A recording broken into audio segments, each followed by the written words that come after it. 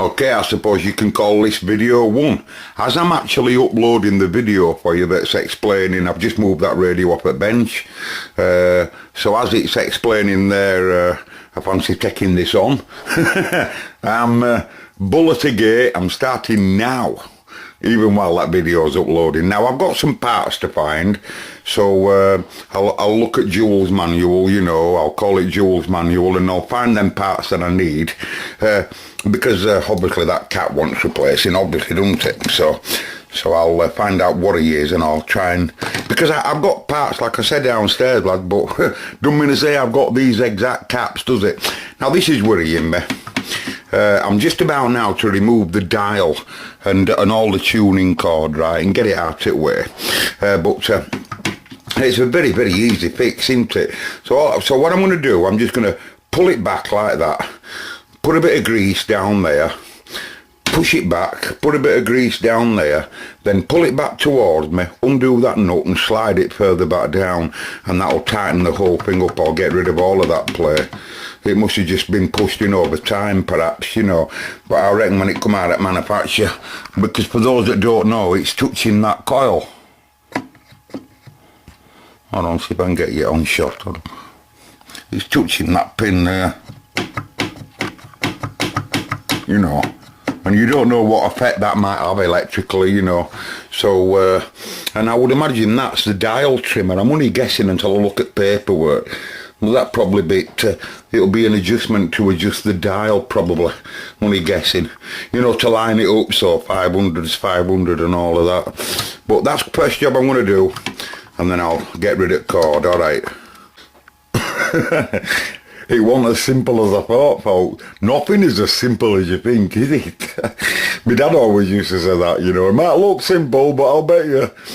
And that's because there's two adjustments. There's one that sets the depth of the shaft so that they all line up together in a line, you know, the height of the control, and this is the one that were wrong. One of them had to be wrong, whether it was this adjustment or whether it was this, and it happened to be back. I went and adjusted front, and then I made it wrong then, because then it was coming far too far back. It's hard to explain, but anyway, to get a nice bit of grease on my shaft up, I'll just pull it out.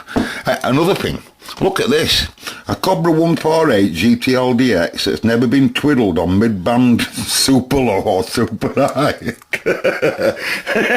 It's never had a screwdriver in it, nothing cool now.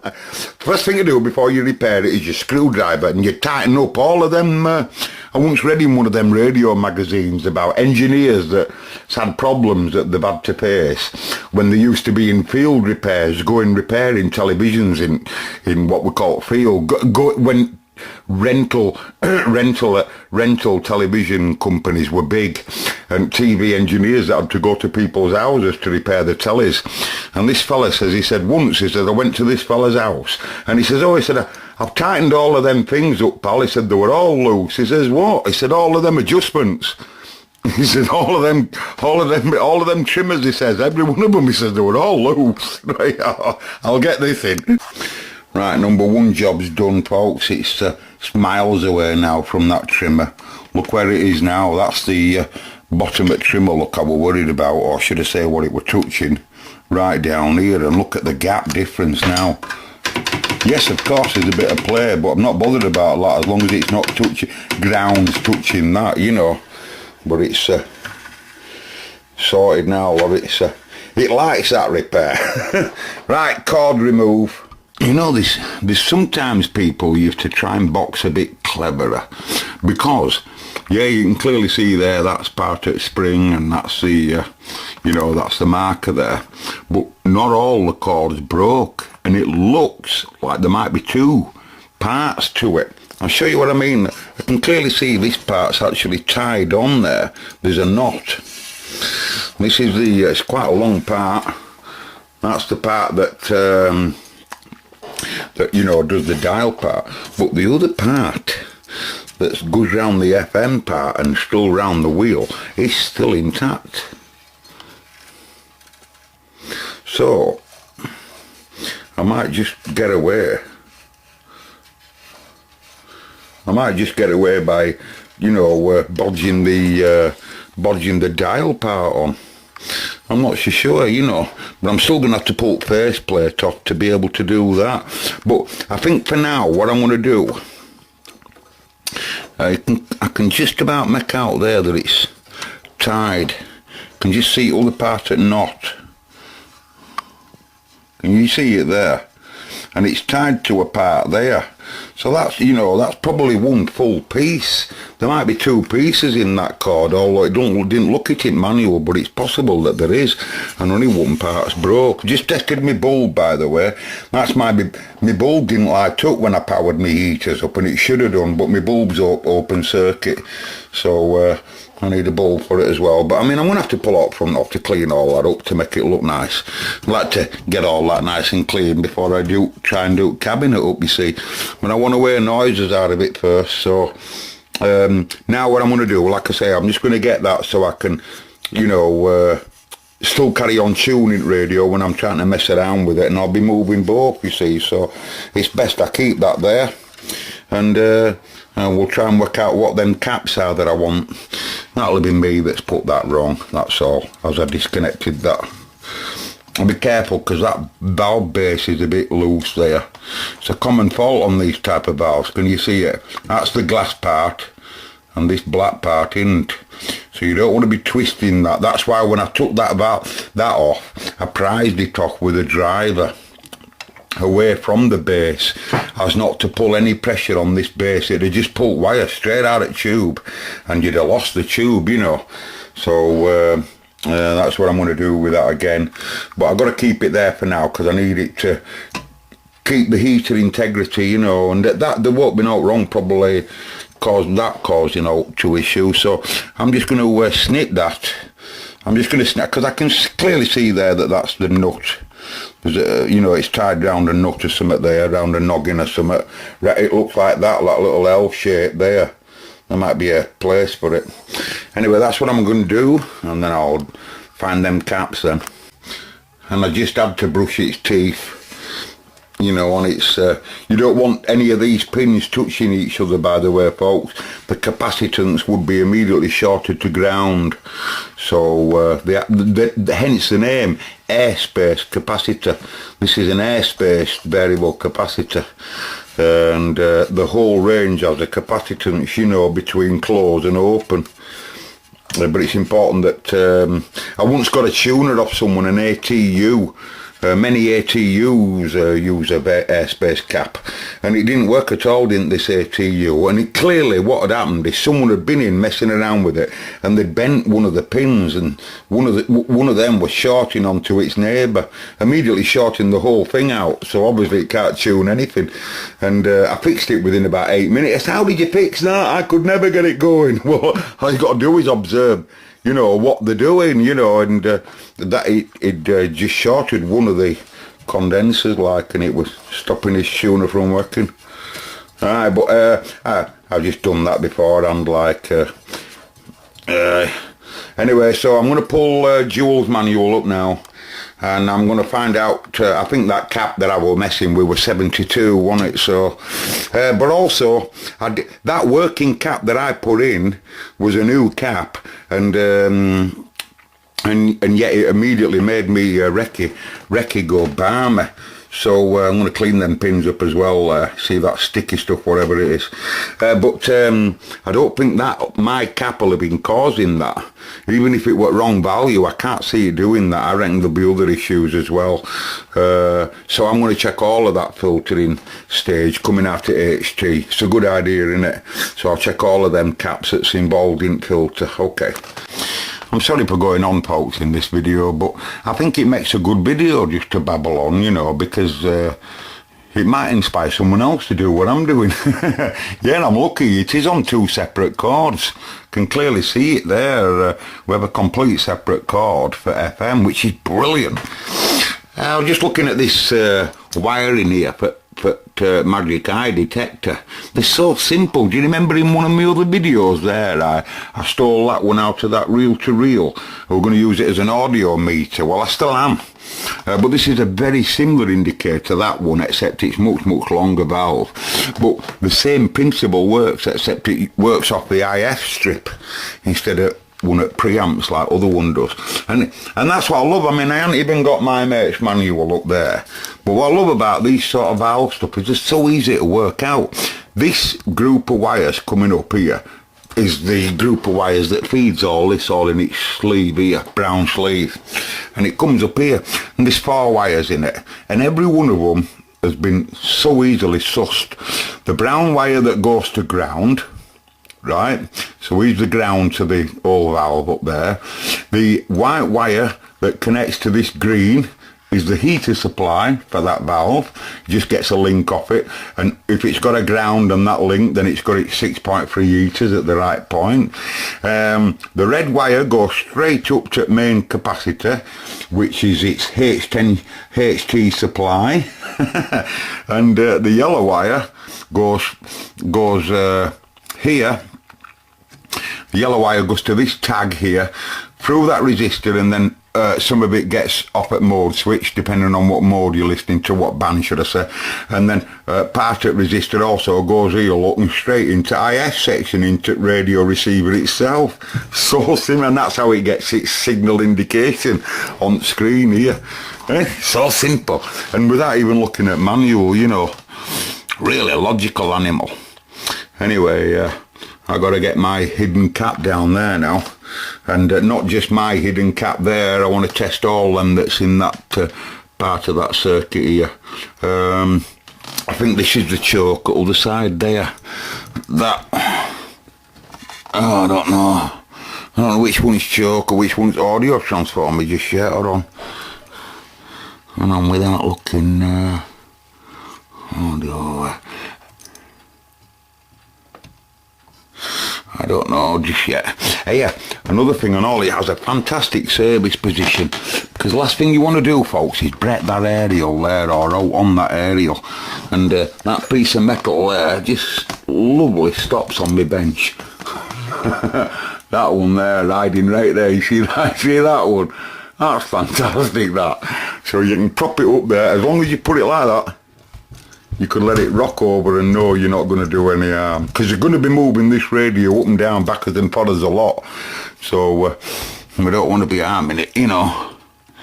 1955, it wants to rattle that oval speaker again, folks. You want to hear it rattle, don't you? So do I. And I'll see if we can get splits and mid-band on it as well. Right, so anyway, I'm going to have a brew now, and then I'm going to wake Joel's manual up, and we'll have a look at these caps, see if I've got them, just see if I've got them in stock for now. And as soon as I stop camera, I carry on sussing this out, and that is the audio transformer, you carrot head. That's the audio transformer, and the other one that's there, that's the choke. Okay, that's the choke. And that's the audio transformer. And it's easily sussed. This is the audio output valve, and this green wire, that green wire is high tension audio out, HT. I know it is just high voltage audio out into transformer. Here gets transformed, back output comes back out and goes into speaker socket, and that socket there is the 4 connections that drives the oval speaker and the tweeter, 2 separate connections, as I say earlier. So here's the audio transformer. Sorry about that. Right, so now I'll get a brew and get me caps with anticipation. I'm just trying to clean this valve base up, you know, because I don't want any of that, you know, when I'm trying to get it going. So I've just give it a right good mess. And a right minute little bit of wire wool that were packed up into a tight ball, making sure I don't get any filings down there, and I've got that a bit better. I'll just give this a scratch just to see what it could come up like. Couldn't resist it, and my transformer a little bit to see what it would. A little bit of mess and wire wool, just to see, that's all. Right, so I can't resist, you know, it's done something to me as this radio, I tell you folks, it has. It's done something. I think it's Paul, it's not this, it's Paul, because Paul was so wrapped up with this sort of thing, you know, and he used to get on much worse than this. My mum and my dad's always told me about old televisions that's been left out in rain, and our Paul wouldn't think twice. That's when televisions were a fortune, folks. Wouldn't think twice about bringing it home on his push bike, doing a balancing act, and restoring the whole lot, front to back, cabinet, the whole lot, until it were perfect. Yeah, it must have been fantastic when Paul were a lad, because, I mean, that's when tellies were big money, you know. And he carried it on with radio. It didn't matter what it was, you know. So, I mean, bloody hell, I'm sat here just one sad radio, and that's all I've got to have a go at, if you know what I mean. There's no else that's in a bad state in the house. This is the only one, and it's mine. So I'm off. Okay, people, as you can see, it's under investigation. Just like how they used to do it in the old days. This is mains cable. The original 70s colours, you know. Green for earth and black for ground, and black in this case is the star ground for the whole set. So I've lifted out my audio transformer, because I now know that's what that is, and that just has a common ground, which again goes straight to deck. If you notice, all of it goes to deck, all the grounds go to deck, and I've moved all the resistors and components that were going across this main cap.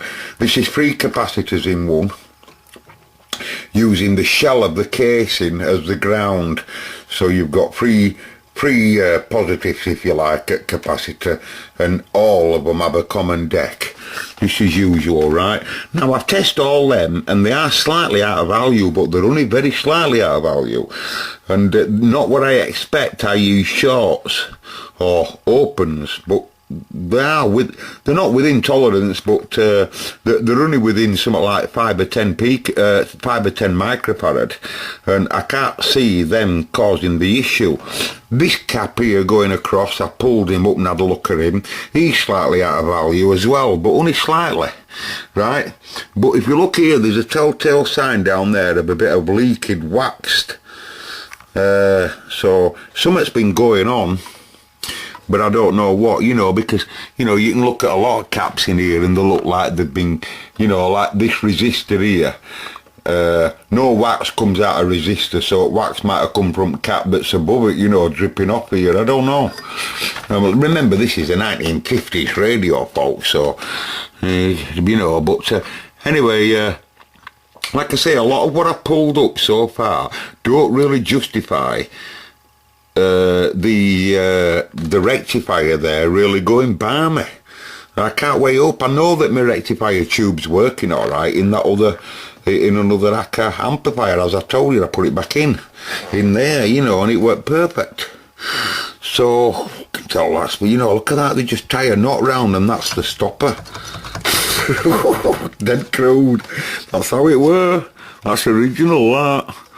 Anyway, so these are the 2 AC cables, right, that come out from the mains transformer, and they're both, remember, this is AC going into rectifier, and again, star ground, right? So you got common ground, you know, and then 2 ACs going in.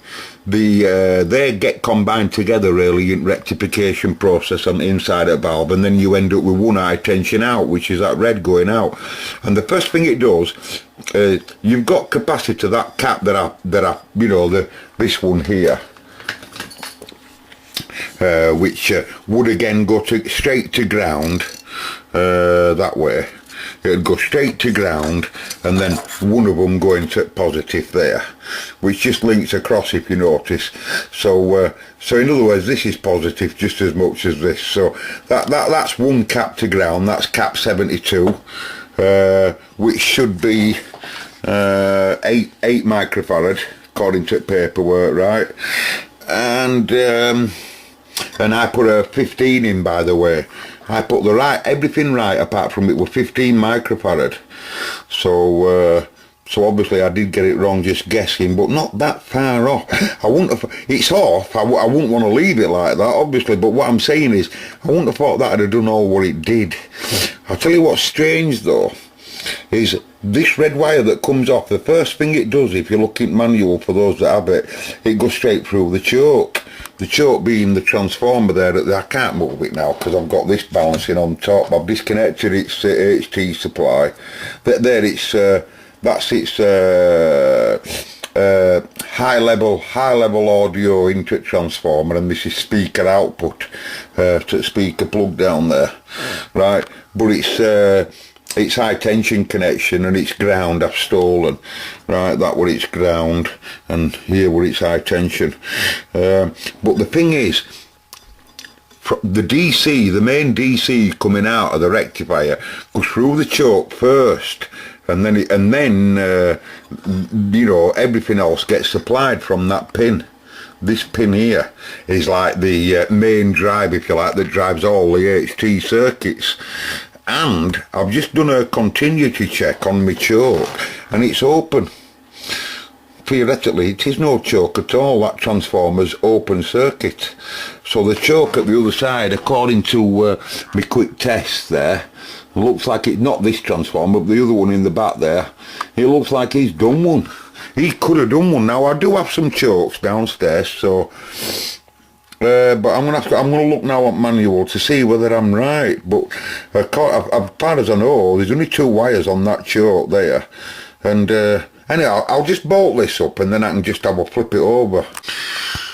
Here he is, folks. You can clearly see there. That's 1 wire going down for a pin, or what hole should I say? One's come off. Hey, that's off. That's off, is that, folks? That's why I was reading OC, but would that cause it to do all that glowing and all that bollocks? Would you think, how could, you know, I mean, I'd have thought that the valve had just had its, I'd have thought that the valve, if it's making all that supply, it'd have had an easier life when it comes to current than doing all that, unless,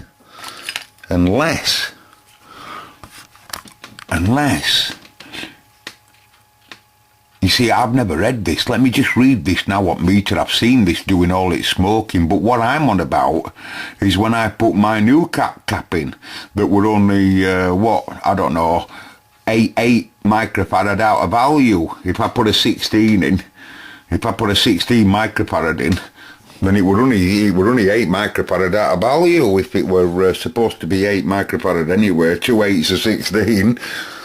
But you can clearly see there why it's open. I'm just going to put my meter now, and I'll look to see whether this is a transformer electrically. Should be 8 microfarad. Alright, it's only 8.9. It's smoking its rocks off. So I don't believe it, because he is a transformer, by the way, no wrong with him. But so if he just comes open circuit, he'll start smoking his balls off. It just doesn't add up. Why would he do that? Just because all the load comes off? Because theoretically that's like disconnecting. The in coming off there is like disconnecting the whole like H tension of the output of everything of the rectifier there. It's like just disconnecting it so that all the output sits on its own there. But would that be enough to make him do that? You know what I mean?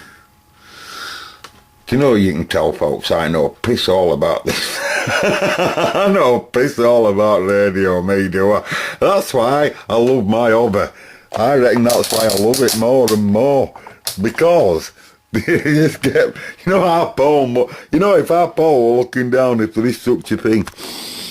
Right, so what do you say? Yellow 32, red's 32, and I'd expect another one to be 8. Another one. Voltage source, 350 working. It says, I can't see that. Yeah, there, look. Can you see at top there? It says 32, 32 and 8. Can you see that? Well, according to paperwork, that's what they should be, all of them. Right, so manuals corresponding. Right. And they check out, like I say, they just slightly out of value of them. You know, they could be breaking down under working load, perhaps, I grant you, but these things are here to test us. Do you know what I feel like doing, folks? I feel like putting it all back together. Right. Disconnecting this magic eye. Well, no, I'll just put it all back together. What my idea about that was is, if any one of them tubes probably has got something to do with shorting HT to Decca, but it couldn't possibly be that, because if he were open circuit, all that lot's buggered off, it's been shut off. I just can't understand, so do you want me to put that back now and then wire it all back? Well, I'm not doing it now, by the way, I'm going to bed. It's very early in the morning here. I'm going to bed. I just had to do this before going to bed. I just had to check that cap. I just wanted to check that cap before I went to sleep. And like I say, I'm not too worried about that yet. Anyway, I'll stop this video and we'll go for another day. I want to see it alive, folks. I want to see it alive now. I've had enough of this. I can't start to clean it up or do out with it until I see all its problems. And then, like I say, I'll go buying caps for it then if I haven't got them in. I shall start spending money on it. That's unusual. It's got like a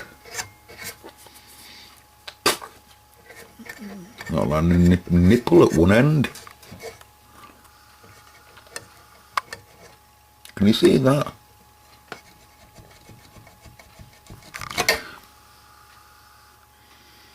It's wax. It's a bit of wax. It was a bit of wax.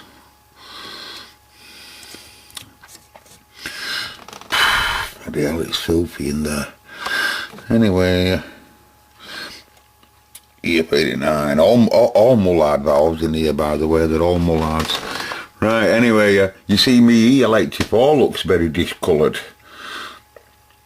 But if he's open circuit, it's irrelevant. You know, how could he ain't going to have some short on to 6 volt heaters, because I saw heaters going perfect when I connected them up on their own. So, and even if cathode and what have you was shorted to 0, there's no high tension going through if he's disconnected. So it's not that, you know what I mean? You got to look logically. Yeah, I don't know. Part of me wants to just connect it all back now and power it up slowly. It really does. Even including putting that cap back in. I'm telling you, even though we've seen it smoking. Just to see what it does again now once it all couples back. Right, I don't know. I don't know what to do. Let's go to bed, sleep on it. Goodbye. Right then, people. I don't know whether I did a foolish thing the other day. I connected it all back together once I'd realised that choke were open circuit, and powered it back up again. And I watched my rectifier go again, a funny colour, very quick. It seems to happen very quick when HT starts coming up. And I powered it up on my variac as well, but I wasn't fast enough, and he started going balmy again, and I didn't see any DC being produced, according to Sean, as I was monitoring the DC coming out of there. I was monitoring my AC going in and my DC coming out from Recce, from this, and it started not producing any DC on switch on. So and even though I left it getting going a little bit, and then he started going balmy, funny colours and what have you.